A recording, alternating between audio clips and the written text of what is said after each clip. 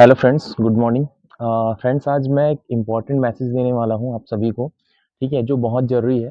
Friends, आपको पता होगा कि हमारा जो केस है बीएड डीएड वाला, है ना? तो अभी उसमें 2 केसेस की सुनवाई आगे होने वाली थी, एक सुप्रीम कोर्ट में और एक हाई कोर्ट में।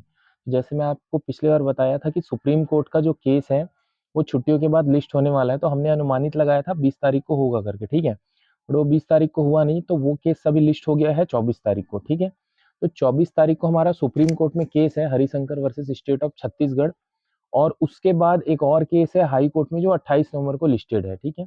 और ये दोनों केस इंपॉर्टेंट इसलिए है, मैं आपको फिर से रिफ्रेश कर रहा हूँ, क्योंकि बहुत सारे लोग जो पहली बार देख रहे हैं या नए जुड़े हैं उनको हो सकता है पता नहीं होगा, या काफ़ी सारे स्टूडेंट्स हैं जो जॉइन कर चुके हैं इसलिए एकदम फ्री हैं, है ना? तो उनके लिए है ये, बाकी जो कंटिन्यू केस केस फॉलो कर रहे हैं, वीडियोज़ देख रहे हैं या मैसेजेस बाकी सारे ग्रुप्स में देख रहे हैं तो उनको पता है। बट जो नए हैं उनके लिए मैं बताना चाह रहा हूँ, ठीक है? या जो देख नहीं रहे हैं। तो अभी जो है ये केस बहुत इम्पोर्टेंट है और बहुत सेंसिटिव है। कारण आपको पता है कि जब इस केस की शुरुआत हुई थी, है ना?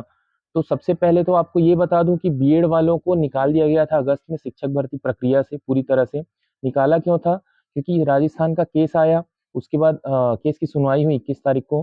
फिर हमारे छत्तीसगढ़ में विकास कौशिक जी ने यहाँ पे केस लगाया हम बीएड वालों के खिलाफ में, है ना? और उस समय सिचुएशन ये थी कि जो कोर्ट में हमारी तरफ से लड़ने के लिए कोई भी एडवोकेट नहीं थे, हमारी तरफ से सिर्फ गवर्नमेंट लड़ रही थी, ठीक है? गवर्नमेंट के एडवोकेट्स। नतीजा आप सबको पता है, 2 दिन बाद ही हमको प्रोसेस से बाहर निकाल दिया गया था, ठीक है? और इसको बचाने के लिए फिर हम जितने हैं यहाँ पे, है ना, जो एकजुट हैं आज की डेट में, बहुत सारे लोग तो नहीं हैं, वो सब लोगों ने मिल के सुप्रीम कोर्ट में केस करा, वहाँ से अंतरिम सुनवाई लेके आई 29 अगस्त को, है ना? जिसकी वजह से बीएड वापस से प्रोसेस में शामिल हुआ और जिसकी वजह से आप सब लोगों की जॉइनिंग हुई है। बहुत सारे उन चयनित शिक्षकों को मैं बताना चाहूँगा जो तब केस में नहीं जुड़े थे, लेकिन अभी जॉइन कर चुके हैं। तो ये जो जॉइनिंग है, आपकी जॉइनिंग लेटर में इसका जो केस है वो मेंशन है प्रॉपर, सुप्रीम कोर्ट का भी और हाई कोर्ट का भी, ठीक है? वहाँ पे आप क्लियर देख सकते हैं कि जो अंतिम निर्णय है, वो इसी कोर्ट केस के निर्णय के अध्ययधीन होगा, ठीक है? तो आप ये मत सोचिए कि अभी आप जॉइन हो गए हैं तो आप फ्री हो गए, ऐसा कुछ नहीं है, ठीक है? अभी भी आपको कंटिन्यू इसमें बना रहना है, ठीक है? आपको सपोर्ट करना है और केस फॉलो करते रहना है। तो अभी जो केस हमारा आगे होने वाला है वो 24 तारीख को होने वाला है, और इसमें देखिए ये यहाँ पे हमने जो भी है अरेंजमेंट तो हमने करा हुआ है, बट फिर भी अभी हमें फंडिंग की आवश्यकता पड़ रही है, और आने वाले जो केस है हाई कोर्ट में 28 तारीख को, वहाँ पर भी हमें सीनियर एडवोकेट की ज़रूरत पड़ेगी, जिसके लिए हमको फंडिंग करना है, ठीक है?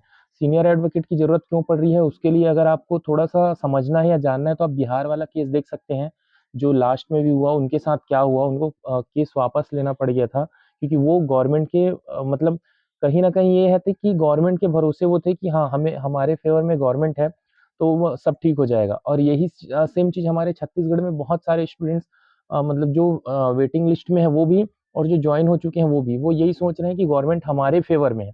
तो उनको मैं बताना चाहूँगा कि गवर्नमेंट भैया किसी के फ़ेवर में नहीं है, है ना? उनके लिए बीएड और डीएड दोनों बराबर हैं, ठीक है? उनके लिए तो दोनों बच्चे हैं उनके, और दोनों बराबर हैं। उनको ये मतलब नहीं होगा कि सिर्फ़ बीएड जॉइन कर लें या सिर्फ़ डीएड जॉइन कर लें, है ना? वो कोर्ट के केस के सुनवाई के ऊपर रहेगा, जो भी कोर्ट का फ़ैसला आएगा वो उनका पालन करेंगे, ठीक है? तो आप बिल्कुल ये छोड़ दीजिए कि गवर्नमेंट हमारे लिए सब चीज़ कर रही है तो वो आगे भी मतलब सारी चीज़ें ठीक कर देगी, ठीक है? ये कोर्ट का जो केस है वो एडवोकेट से और जो हमारी टीम से है, वहाँ से आपको सपोर्ट मिलेगा, बट हमको फाइनेंशियल सपोर्ट आपसे चाहिए होगा, ठीक है?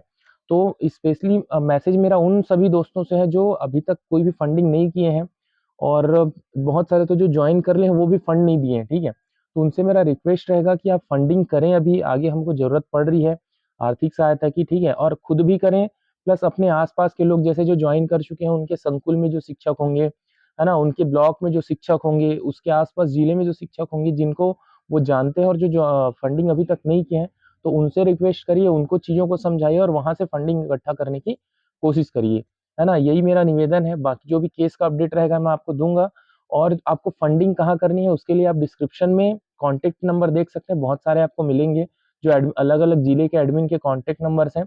आप या तो कॉल कर सकते हैं या फिर उनको अपना बीएड का जो डिटेल है वो भेज के व्हाट्सएप ग्रुप में जुड़ सकते हैं, तो व्हाट्सएप ग्रुप में आपको प्रॉपर पेमेंट डिटेल जो क्यूआर कोड है, कहाँ पे डालना है, वो सब आपको मिल जाएगा, ठीक है? बाकी जो भी आगे का अपडेट रहेगा, वो मैं आपसे शेयर करूँगा। Thank you.